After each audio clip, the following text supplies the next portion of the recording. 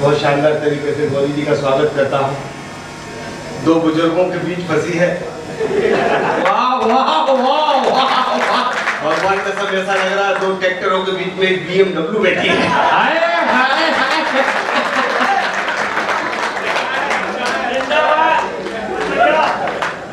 इधर बैठे बुजुर्गों को प्रणाम करता हूँ। उनको लाइन से बैठे एकदम मालूम था कहाँ बैठेगी। लो पूरे ले लो आपको। शानदार, बहुत अच्छा कवि सम्मेलन हुआ और अच्छा होगा। ये मेरे भाग है। इस देश के अंदर आप क्या क्या बोल रहे थे पुलिस के अंदर, मैंने पूरे हिंदुस्तान में यात्रा करी, पहली बार मैं देख रहा हूँ जनता और पुलिस दोनों एक साथ हंस रहे हैं। नहीं तो भगवान कसम जब जब जनता हंसी है, ताली जरा जोरदार मिल जाए, इंटेलिजेंट लोगों के बीच आया हूं मैं। और जब जब पुलिस हंसी है, वाह वाह, सच बता रहा हूं, मैंने तो अपने पूरे जीवन काल में केवल दो लोगों का सम्मान किया है, इंटेलिजेंट लोग और तालियों के महोत्सव से जुड़ जाना। कभी सम्मेलन तक पहुंचाऊंगा, कविता सम्मेलन तक ही पहुंचाऊंगा। मैंने अपने पूरे जीवन काल में केवल दो लोगों का सम्मान किया है, एक पत्नी, दूसरा पुलिस। भगवान कसम लुगाई के सामने भी आदमी ज्यादा नहीं बोल सकता। वाह, पुलिस का जरा जोरदार ताली के साथ दूंगा। भाई साहब ज्यादा अंतर नहीं होता पत्नी और पुलिस में। अगर आपको बात में समझ में जाए, समानता पत्नी और पुलिस की ठाक और तालियों से जुड़ना ना, कभी सम्मेलन बहुत ऊपर तक जाएगा। बहुत अच्छा जा रहा है। देश के सर्वाधिक मौलिक और तत्काल टिप्पणी करने वाले कमल मनोहर जी जिस मंच के संचालन पे बैठे हो, मां सरस्वती स्वयं वहां बैठ जाती है। एक बार उनके सम्मान में जोरदार ताली बजा दीजिए। भाई साहब इससे ज्यादा चापलूसी मैं भी नहीं कर सकता। ईमानदारी से सच बता रहा हूँ भाई साहब, ज्यादा अंतर नहीं होता पत्नी और पुलिस में। बस कहा कि और आपका विवेक देखना चाहता हूँ। जयपुर आया हूँ, आपका असली चाहता हूँ, बात समझ में जाए तो। भाई साहब ज्यादा अंतर नहीं होता पत्नी और पुलिस में। आप रात में जरा सा लेट हो जाओ, पत्नी भी पूछती है कहां से आ रहे हो। क्या बात है।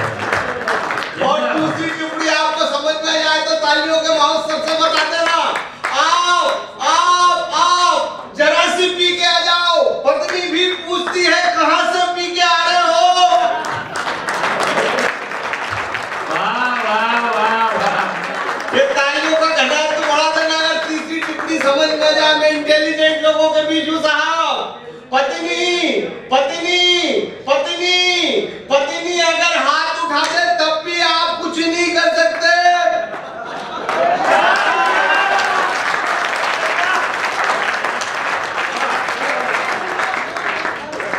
चौथी टिप्पणी पुनः इंटेलिजेंट लोगों के बीच रखता हूँ। प्रैक्टिकली बात समझ में आ जाए तो पुनः उससे जुड़ना और मुझे बता देना कि बात समझ में जाए। बिल्कुल इंटेलिजेंट लोग समझ पाएंगे। बहुत बारीक टिप्पणी रख रहा हूँ इंटेलिजेंट लोगों के बीच साहब। पत्नी भी आपके जेब में पैसे नहीं देख सकती।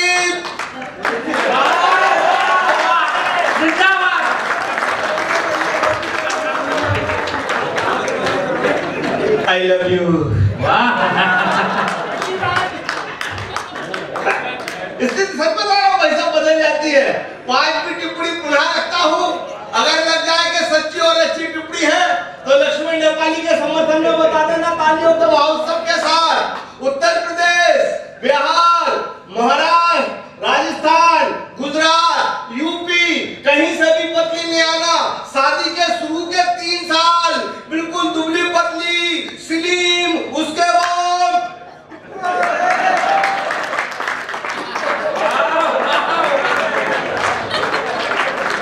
ताली अगर एक साथ उठे तो मच्छरों की तरह मत मारिए।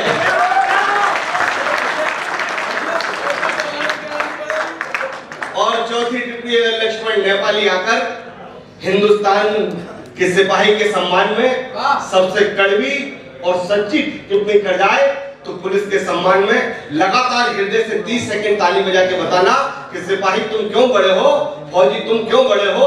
आखिरी टिप्पणी सच्ची टिप्पणी कर रहा हूं मित्रों। अगर पत्नी कमर कस ले तो घर को स्वर्ग बना सकती है, और पुलिस कमर कस ले तो पूरे देश को स्वर्ग बना सकती है। तालियां कमजोर है सिपाही के सम्मान में, दोनों हाथ आका के स्वर्ग तस्लीम कर दीजिए। भाई साहब प्रणाम करता हूं, आप खड़े होकर ताली बजा। पुराना कुछ लेन देन है क्या? भाई साहब आपकी चांद तो भयंकर ही चमक रही है, उनके बराबर नहीं हो सकती, क्योंकि पुरुष के जीवन काल में, पूरे जीवन काल में केवल दो ही महिलाएं हाथ फेरती हैं, एक पत्नी और दूसरी माँ। जब माँ सर पे हाथ फेरती है तो बाल बढ़ते हैं, पत्नी फेरती है तो ऐसी कंडीशन हो जाती है। अच्छा इनको देख तो लग रहा पूरे मोहल्ले की महिलाओं ने हाथ फेरा है।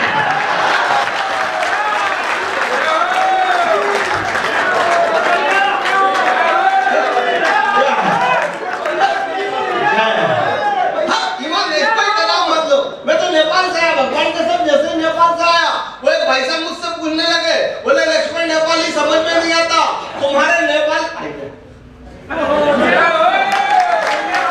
ले लो। बहुत अच्छा, मैं तो भगवान से प्रार्थना करूंगा अगले जन्म में आप ही मेरे लिए करवा चौथ का व्रत रखें।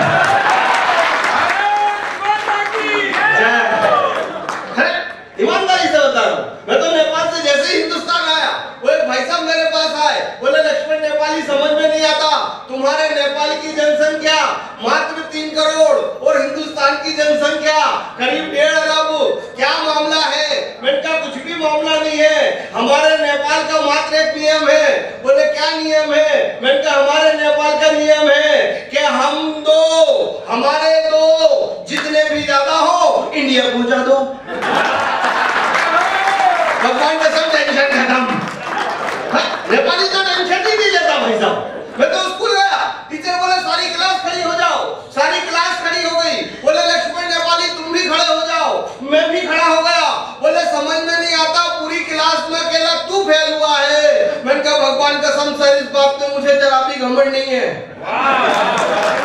अरे बोले समझ में नहीं आता जिंदगी में क्या करेगा? मैंने कहा सर मेरी टेंशन मत करो, बिजनेस करूंगा। बोले बिजनेस करने के लिए पैसा चाहिए, तेरे पास 10 लाख है। मैंने कहा नहीं है सर। बोले 5 लाख है। मैंने कहा गुरुदेव वो भी नहीं है। तो बोले क्या खाद बिजनेस करेगा? मैंने कहा सर 15 रुपए में धंधा स्टार्ट कर दूंगा। अरे बोले 15 रुपए में सिगरेट की डिब्बी नहीं आती रे, तू 15 रुपए में क्या धंधा स्टार्ट करेगा? मैंने कहा गुरुदेव अगर मैंने 15 रुपए में धंधा स्टार्ट नहीं किया तो मेरा नाम भी लक्ष्मण नेपाली नहीं। बोले क्या करेगा? मैंने कहा गुरुदेव 5 रुपए की सीटी और 10 रुपए का डंडा, जागते रहो।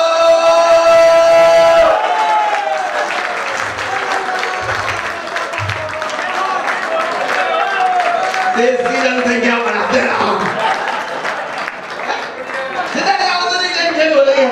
बहुत अच्छा, ईमानदारी से बता रहा हूँ, बहुत अच्छा पढ़ा। मुझे इस बात की बहुत खुशी है, टेबल बैठे मेरे बहुत अच्छे के हस्ताक्षर अपनी नई शैली के। पिछले इतने सालों से कवि सम्मेलन चल रहे हैं, कवि लिए आपने भी देखे होंगे। जयपुर के अंदर ऐसा कोई कवि नहीं हुआ होगा बड़े से बड़ा और छोटे से छोटा जो नहीं आया हो, लेकिन पिछले 30-40 साल के अंदर एक ऐसा युवा आया है जिसने ओज की धारा बदल दी। सब उसे ओज का कवि कहते हैं, मैं उसे चेतना का कवि कहता हूँ। एक बार मैंने अनुज के सम्मान में दोनों हाथ खोलकर बताने के तालियों का भाव सब कर दीजिए। हमारे लिए गर्व का विषय है कि हम इनके कुदरत ऐसा करते हैं कि इन्हें हमारे बाद में पैदा कर देता है। हमारा भाग्य रहता है कि हम डायरेक्ट इनके बड़े भाई हो जाते हैं। केवल एक टिप्पणी करता हूँ मैं, इस टिप्पणी से बता देगा कि हाथ से कभी भी कैसी बात कह सकते हैं। पाकिस्तान से बात हुई, दादा टिप्पणी सुनना, पूरी 20 रस की बात लक्ष्मण नेपाली एक टिप्पणी में कर दे तो तालियों के महोत्सव से कर देना। यहाँ आतंकवादी आते हैं, ढेरों से मर जाते हैं, उनसे कहा तुम हिंदुस्तान क्यों आते हो? तुम्हें गोलियों से फूस दिया जाता है, बार-बार मार दिया जाता है, तुम यहाँ क्यों आते हो हिंदुस्तान में? तो उसने रोते हुए अंतिम समय आतंकवादी ने कहा सिर्फ इसलिए हम हिंदुस्तान की मिट्टी में आते हैं क्योंकि जीते जी हमें नर्क मिलता है, कम से मरने के बाद तो स्वर्ग मिल जाए।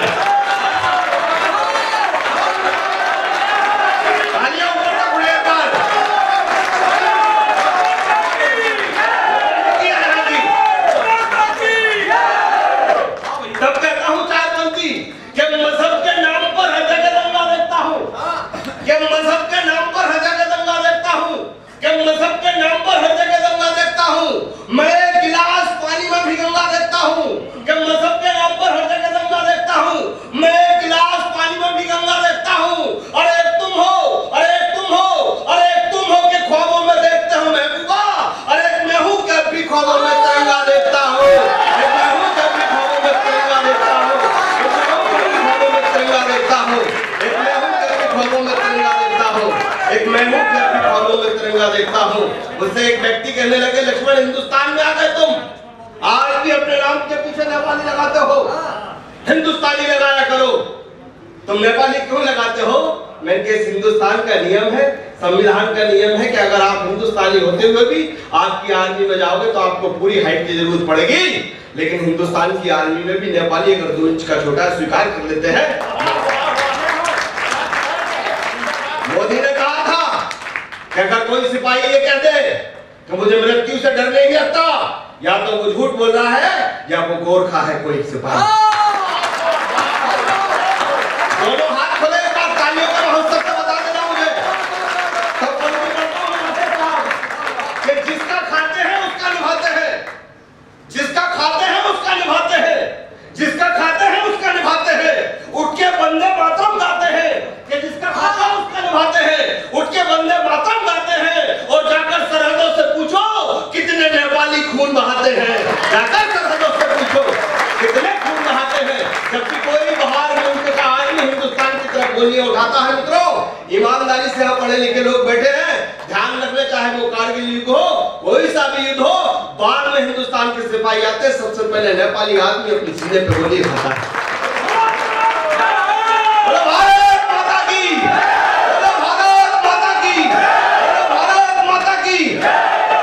मातरम मातरम वंदे मातरम मातरम मातरम वंदे मातरम। प्रणाम करता हूँ। श्री राम। एक बार हाथ खोल दे जो अपनी सीमा और हिंदुस्तान। जय श्री राम, जय श्री राम, जय श्री राम। प्रणाम करता हूँ मैं यहाँ से। इस देश के अंदर मुझे मालूम था कि आप कितना अच्छा सुनते हो। मैं आपको आज तक भी ले जा सकता हूँ, पुणे ले जा सकता हूँ, लेकिन मुझसे एक बात कही थी। यहाँ बड़े कविता के मनीषी बैठे हैं कमल जी, वो कितनी भी कैसी भी बात कर ले, लेकिन मैं जानता हूँ रामायण की कितनी वेद और ऋचाएं याद है। इस दुनिया के अंदर, इस हिंदुस्तान के अंदर देवल एक बात सुनना, यहाँ पर गीत लिखे गए हैं श्री राम के ऊपर। मुझे तो समझ में नहीं आता कि इतना साहस कहां से हो जाता है। जिसने भी गीत लिखे आप तक श्री राम के ऊपर ज्यादा गीत निकला तो उन्होंने केवल ऐसे गीत लिखे हैं कि उनकी प्रशंसा हो, उनकी वाहवाही हो, उनने युद्ध जीते, लेकिन आज तक राम की पीड़ा के ऊपर किसी ने कोई गीत नहीं लिखा, कोई कविता नहीं लिखी। तब मैं कुछ पंक्तियां पढ़ता हूँ यहाँ से, आपके पास रखता हूँ। अगर इस पहली पंक्ति में सदन तालियों का महोत्सव से मुझे बता देगा कि आप श्री राम को कहां तक प्रेम करते हैं। आज तक उनके शौर्य की गाथा सुनी होगी। हिंदुस्तान के अंदर लक्ष्मण नेपाली शर्त के साथ वो विषय लेके आया है कि उनकी पीड़ा तक अंतस तक कोई नहीं पहुंचा। मित्रों, जब सीता जी अग्नि परीक्षा के देने के पश्चात भी जब उनसे पुनः परीक्षा देने का कहा गया राम को, राम जानते थे इत्र और मां सरस्वती, मां सीता दोनों बिल्कुल पवित्र हैं, फूल की तरह, पुष्प की तरह, मगर उन्होंने राजधर्म निभाते हुए उनसे कहा कि तुम परीक्षा दो। मित्रों, कब कब राम पीड़ित हुए, एक पंक्ति आपके बीच रखता हूं, उस पंक्ति से दूसरी पंक्ति जुड़ जाए तो तालियों के महोत्सव से मुझे बता देना कि जयपुर का कवि सम्मेलन, ये जयपुर का कवि सम्मेलन उस लाल किले के कवि सम्मेलन से 1000 फीट ऊपर हो गया और हिंदुस्तान की तालियां बता देंगी जयपुर की ये कवि सम्मेलन कहां पहुंच गया। एक बार श्री राम के नाम पर दोनों हाथ उठाकर तालियों के महोत्सव कर दीजिए। गीत में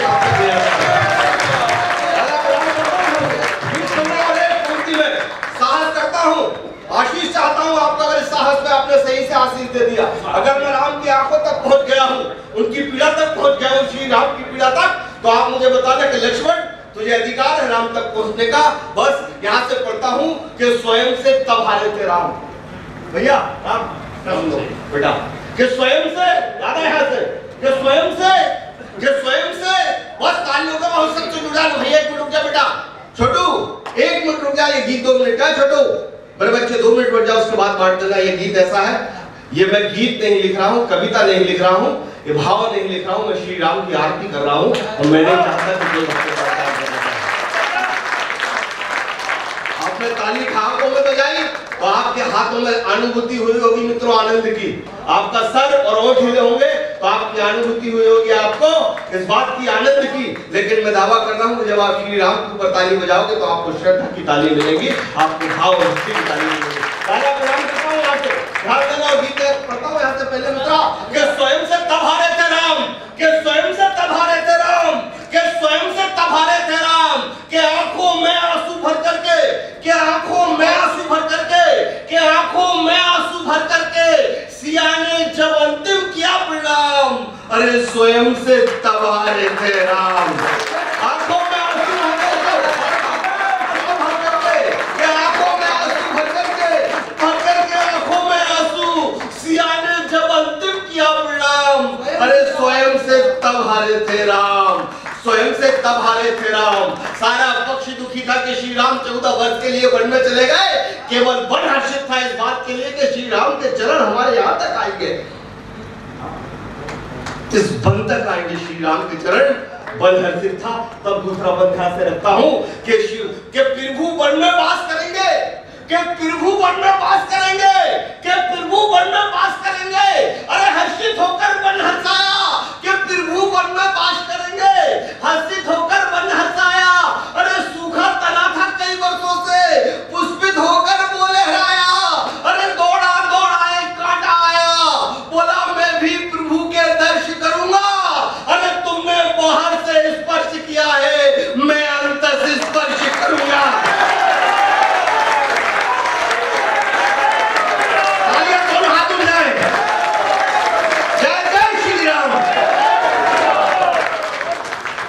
तुमने तुमने तुमने कि दौड़ा दौड़ा एक कांटा आया, कि दौड़ा दौड़ा एक कांटा आया, बोला मैं भी प्रभु के दर्श करूंगा।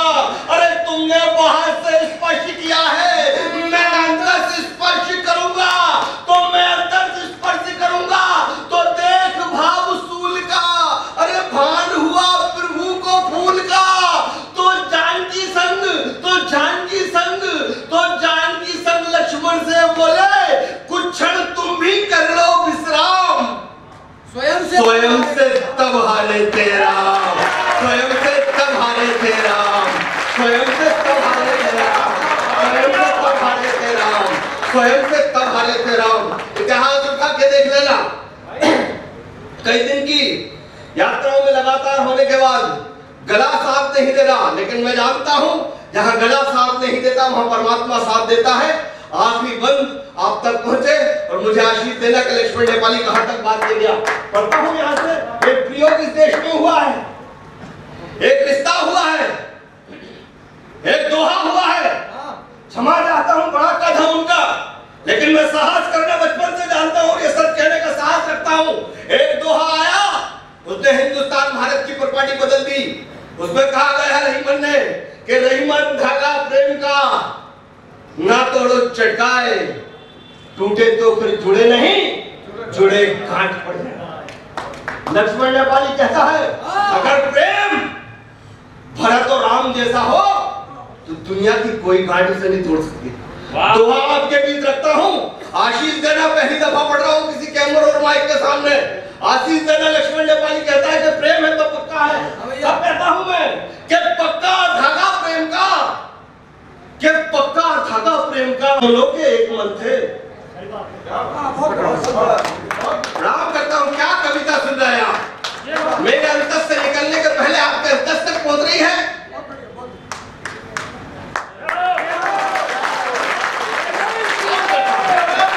कई बार आपने अपने आप आ जाती है, अपने आप आंखों तक जाते हैं जब इतने अच्छे सुनने बोलते हैं। पैसा तो खूब जीवन में लिया, लेकिन ऐसा प्रेम मिल जाए। राम करता है, जय श्री राम। राम भरत दो तट थे, पर दोनों के एक मन थे। भरत थे राम की आंखों के तारे, और भरत को प्रभु प्राणों से प्यारे। पहले भरत को गले लगाया, फिर होले से उसे समझाया कि माता पिता का जो वचन निभाते, अरे वो दानव भी देवता कहलाते।